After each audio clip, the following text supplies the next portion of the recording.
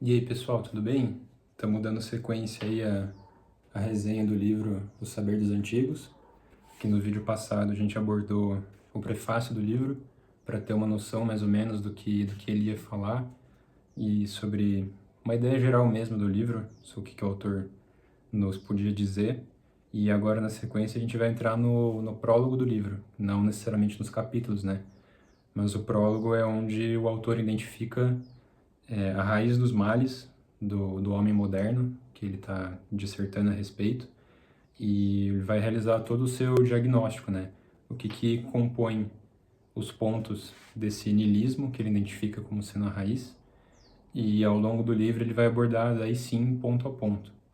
Mas já de início no prólogo aqui, ele já categoricamente afirma que a raiz dos males, desses problemas que a gente abordou no vídeo passado, que afetam o ser humano numa esfera mais existencial, é o niilismo, que é basicamente um conceito, uma teoria, tanto um conceito como uma teoria criada pelo filósofo Nietzsche, que categoricamente o autor aqui do livro define como sendo o seguinte: é a perda de sentido daqueles grandes valores que na era antiga e medieval e também nos primeiros séculos da era moderna constituíam pontos de referência essenciais e em ampla medida irrenunciáveis no pensamento e na vida.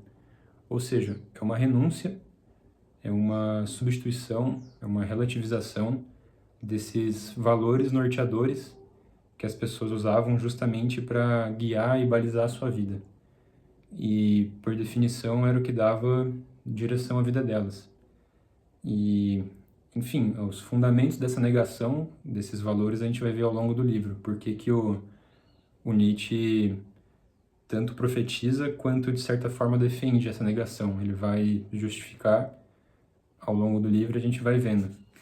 Mas é basicamente isso que o niilismo propõe, assim, é isso que ele retrata. E o autor continua aqui, dizendo que o Nietzsche ele exerceu, de certa forma, na cabeça dele um papel de profeta, tanto um profeta quanto um teorizador do niilismo, porque ele começou a colocar em palavras mais ou menos o que era isso. E ele profetizou porque ele disse acertadamente que era o que ia acontecer nos próximos 2 séculos, a partir das obras do Nietzsche, né, no caso. Isso foi em torno de 1800.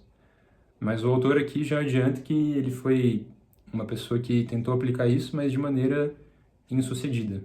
O Nietzsche tentou extrair algo de positivo do niilismo, mas como a gente vai ver aqui, e como a gente já vê hoje em dia, né, que eu falei no prefácio, isso não dá certo e acaba tendo consequências negativas.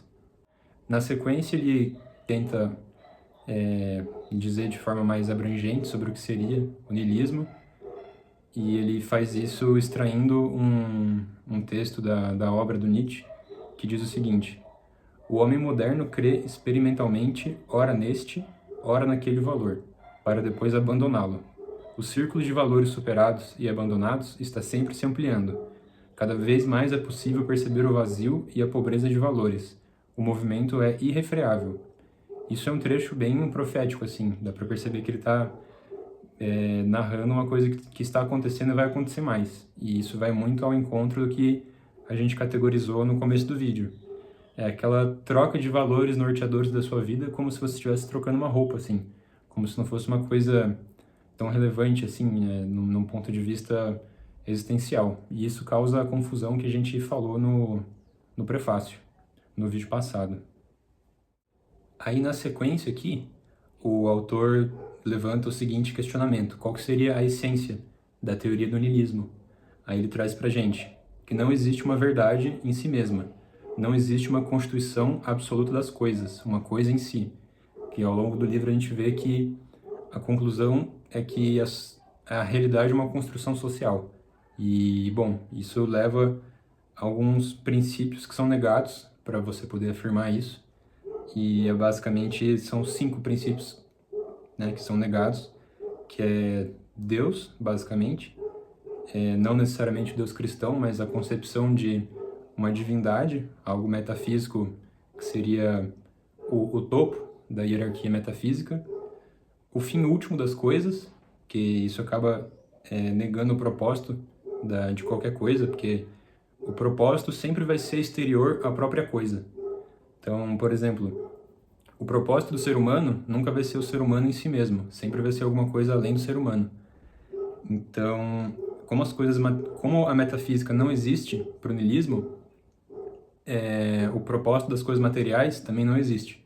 Porque o propósito de tudo que é material, não tudo que é material, mas o propósito de algumas coisas materiais está no extramaterial. Então, com essa negação, existe negação também do propósito. Em terceiro lugar, a negação do ser. Em quarto, a negação do bem, visto que é uma construção social. E, em último lugar, a negação da verdade em si mesma. Porque, enfim, isso vai trazer como consequência vários pontos negativos que a gente vai ver, que vai ser o tópico de cada capítulo. Cada capítulo vai ser um ponto negativo. E é isso que a gente vai abordar em cada vídeo posterior a esse.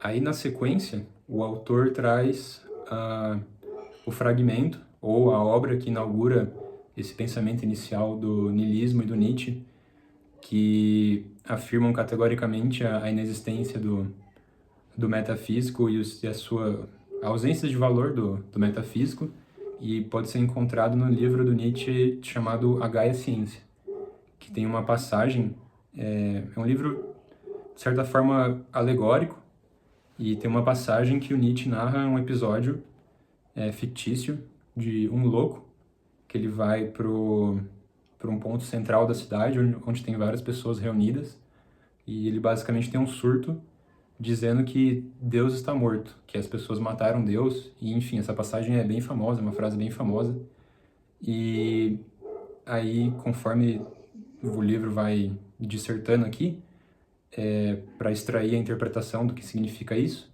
é isso que a gente está falando ao longo dos vídeos, né? Essa morte de Deus não é necessariamente a morte do Deus cristão, é sim uma negação do mundo metafísico, suprassensível, que é isso que ele representa. Então, é bom fazer esse esclarecimento, assim. Com essa negação, é importante a gente entender também os filósofos que teorizavam a real existência dessa dimensão, que seria o que Platão chama lá de um mundo suprassensível. E, consequentemente, é o mundo onde existem o mundo das ideias, o mundo dos valores, do discernimento do certo e errado, de conceitos como bem, verdadeiro, falso e mal. E aí, com a negação de que Deus está vivo, de que esse mundo metafísico existe e que tem algum valor, a gente cai na consequência da negação de princípios, de fins, de objetivos, e a vida acaba virando um absurdo. Mas então, pro niilismo e pro Nietzsche, supondo que esse mundo e, consequentemente, tudo que esse mundo traz não exista, ou que seja construção social, o que o niilismo afirma ser o que norteia a vida? Para o Nietzsche seria a autoimposição da vontade, que é a teoria que ele chama de vontade da potência, que seria a capacidade do homem de se autodeterminar e de se autoimpor a sua vontade, que vem da sua razão, e ele é o princípio norteador da própria vida e é o que vai definir a realidade, é a vontade dele.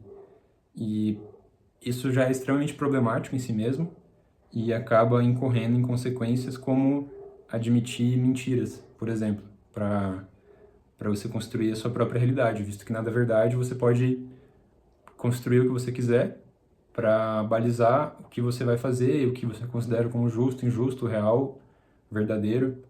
E, bom, isso é, de maneira auto-evidente, algo problemático e vai surgir várias consequências negativas, que é o que a gente está abordando aqui e vai ver capítulo por capítulo.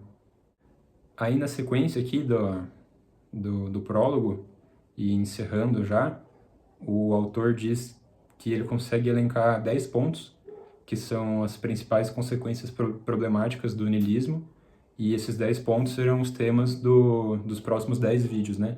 Que para cada capítulo eu vou fazer um vídeo para explicar de forma pormenorizada o problema e a solução do problema com base no saber dos antigos, né? Que é o tema do livro.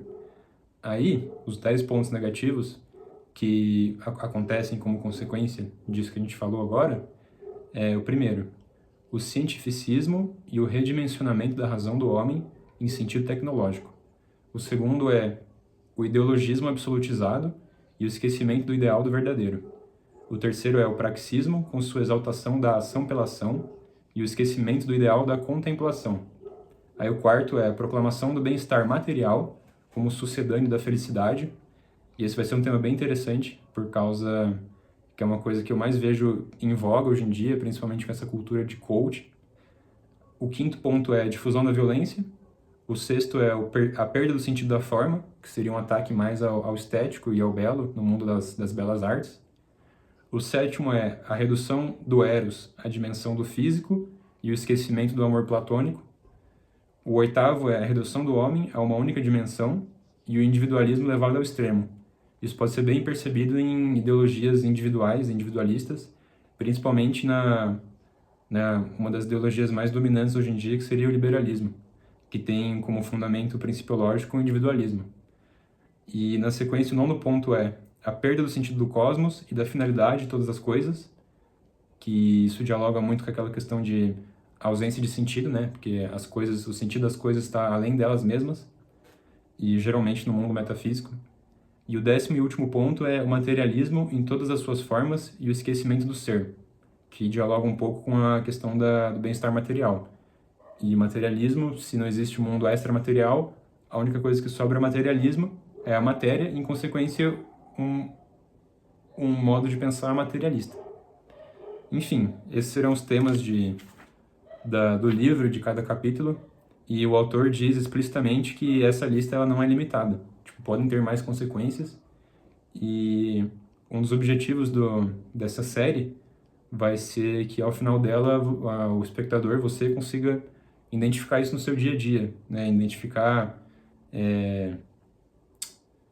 características resultantes desse niilismo e que não estejam aqui, mas que você consiga identificar e falar, tá, isso é a consequência de tudo que o niilismo propõe. Então, vamos continuar essa série e tentar simplificar ela também. E, se possível, ler o livro, porque é aqui que está o ouro. Tipo, eu não vou conseguir exaurir o tema. Então, o ideal é que vocês leiam o livro, sabe? Isso aí é o mais importante mesmo e é a propósito do canal.